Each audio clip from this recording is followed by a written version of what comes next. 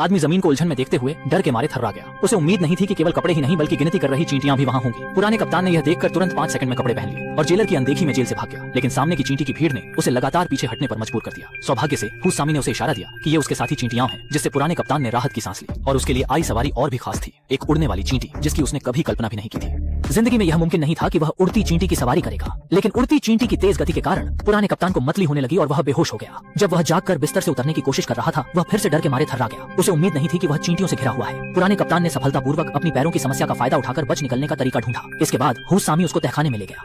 वहां हुसामी ने उसे अपनी अगली योजना के बारे में बताया। उसने पुराने कप्तान से कहा कि वह अपनी नई चोरी की तकनीक के साथ कंपनी के छोटे स्वर्ण खजाने को चुरा ले और फिर सभी डेटा को नष्ट कर दे, अन्यथा अजीब सहायक पूरी दुनिया को संकट में डाल देगा।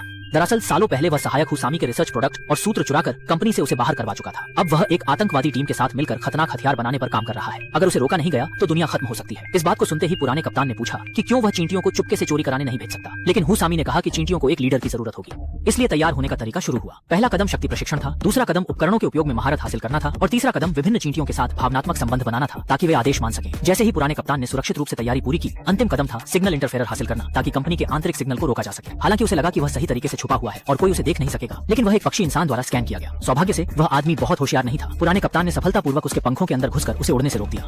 वापस लौटते ही हुसामी पुराने कप्तान पर गुस्सा करने लगा, लेकिन पुराने कप्तान ने शांत रहते हुए सिग्नल इंटरफेरर सौंप दिया। हर कोई हैरानी में पड़ गया कि उसने मिशन पूरा कर लिया है। तभी हुसामी ने दरवाजा खोला और अपने सहायक को घर के अंदर देखा, जबकि मेज पर पूरे प्लान के दस्तावेज रखे हुए थे।